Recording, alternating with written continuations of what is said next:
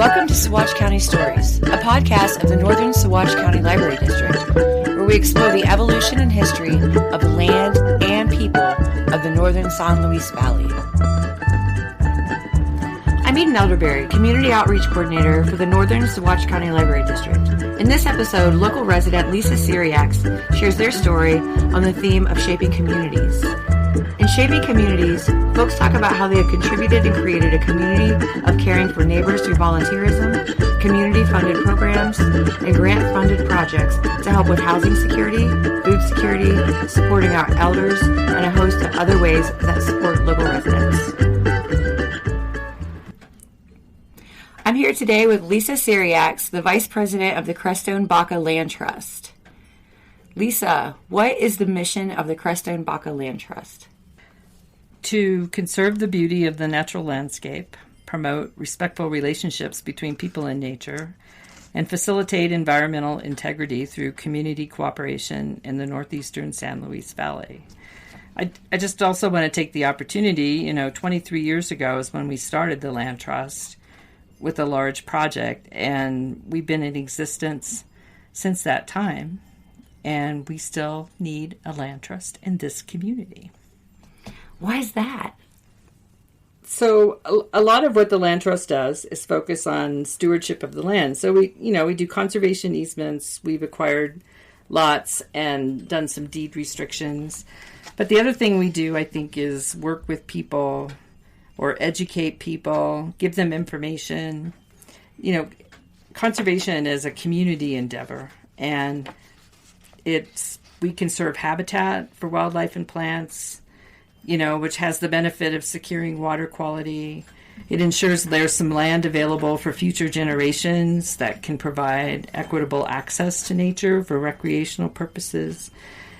We're looking to the challenges of tackling climate change and building healthy communities. So as I mentioned, 23 years ago, we started the process of doing some conservation easements and protecting the land. And we ended up with a small parcel that was connected to the Willow Creek Park, which recently I got a phone call from a community member who had spotted some real estate signs had gone up for sale on that. So part of the history, it has a conservation easement, and the POA holds the title to that property, which they're pursuing a program to raise money for the POA or just relinquish lots to get them back into circulation through kind of a mutual acknowledgement of an oversight and a mistake. They've corrected the problem, but what it took was I called the realtor who contacted the POA, and they both acted really proactively and acknowledged that land was set aside to be protected. It's right there, part of Willow Park, and it's kind of an expansion to the greenbelt that exists there. So these are things, that's the ongoing work of the Land Trust. So how did you get involved with the Land Trust? Well, I volunteered. It was pretty early in my engagement with the community. We had recently moved to Crestone, Baca, and bought a house. It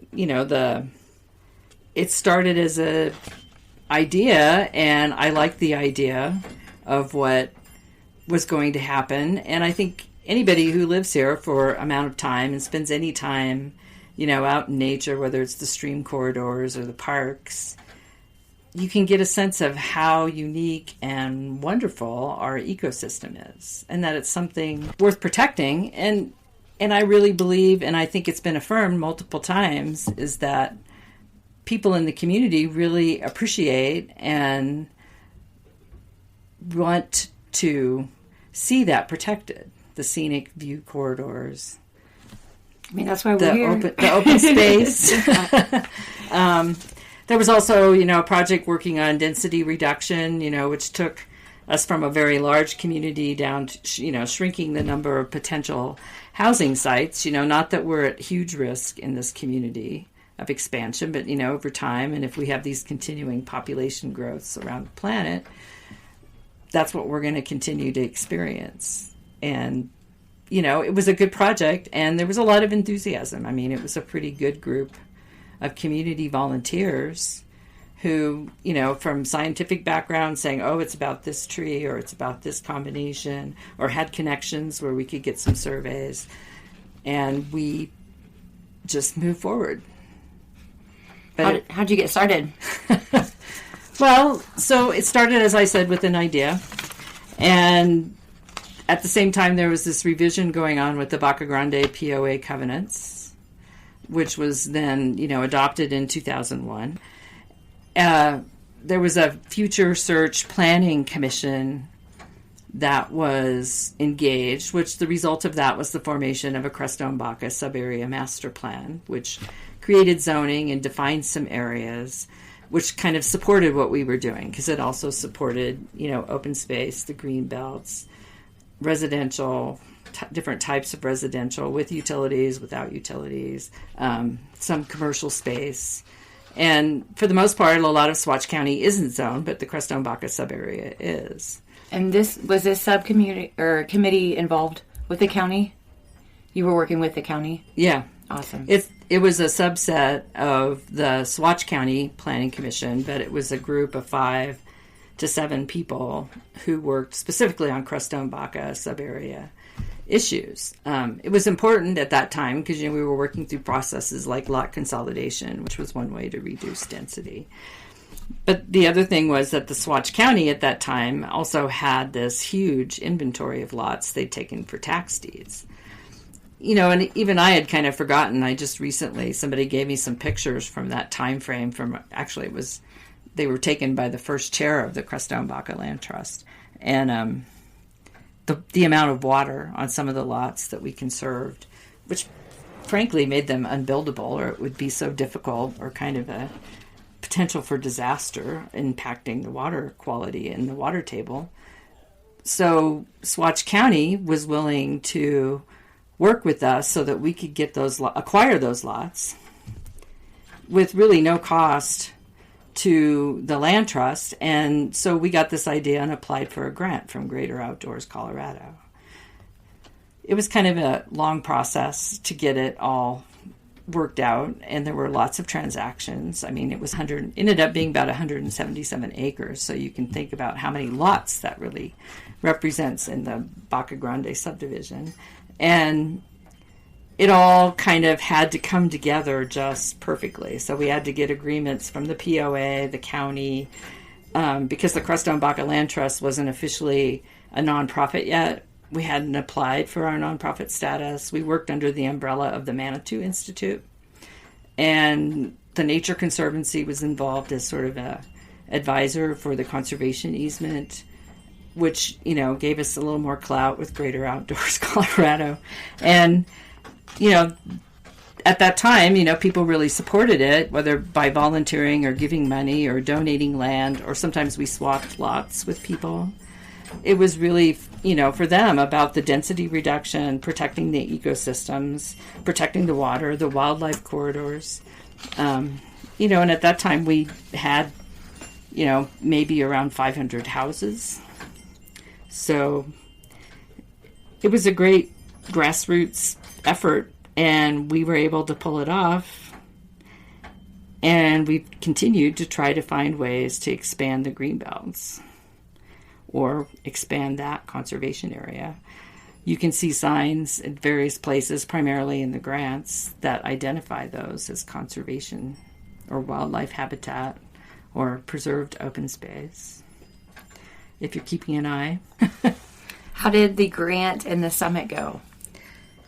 Yeah, so just a little history. We did get a technical assistance award from the Land Trust Alliance for up to $5,000 in consulting services, which is it's managed by the Land Trust Alliance, which is a national organization, but we're working with the Southwest region.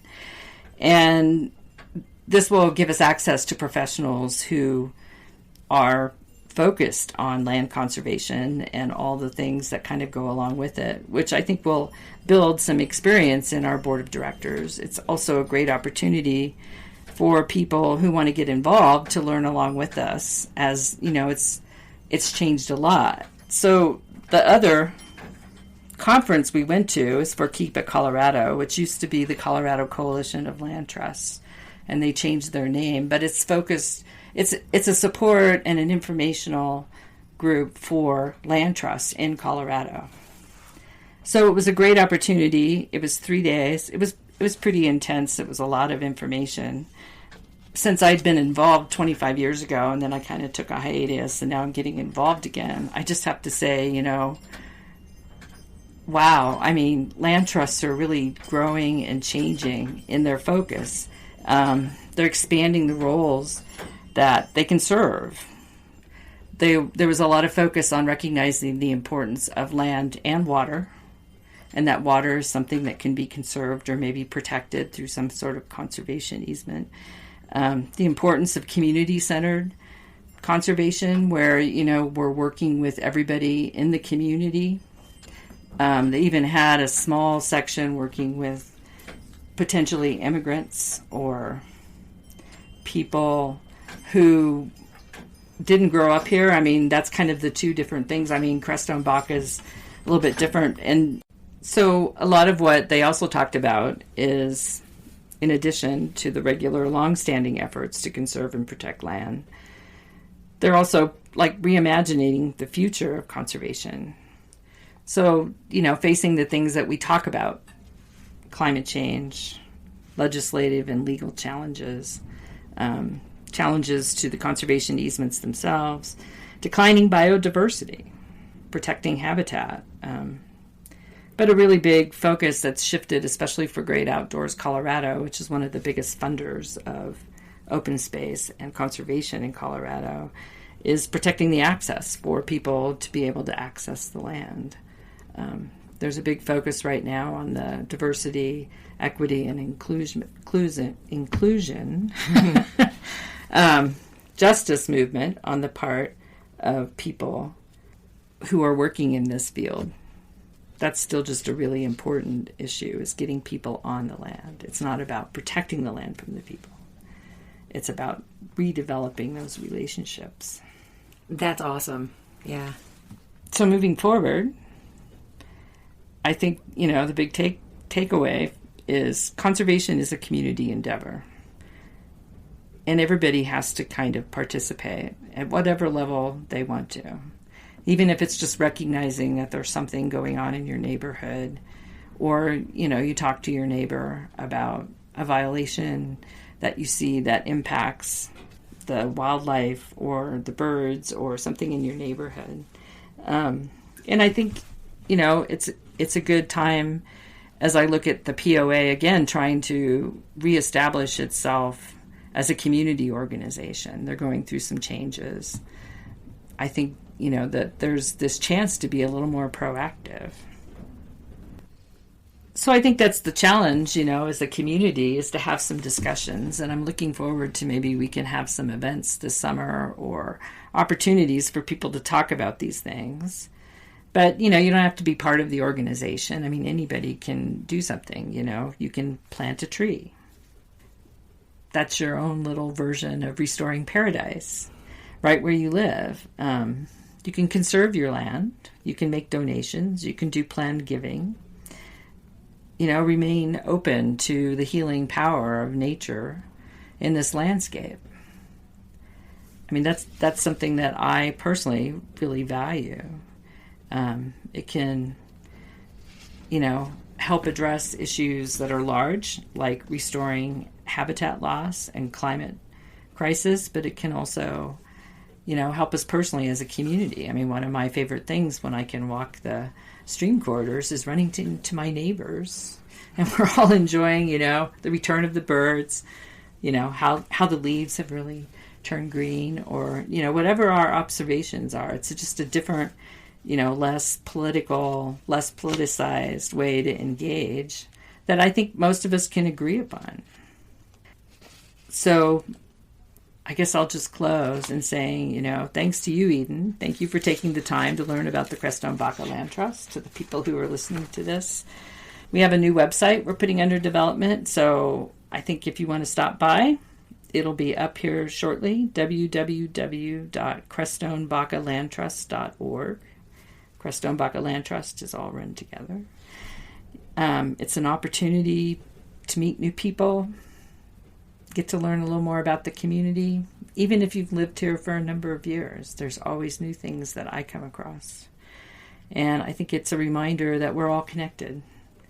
We're connected through nature, and we're connected to each other, and we're connected to the other entities and beings that we share here. And if we can be good stewards, it's a brighter future for the next generations. Nice. Good job. Oh, thanks.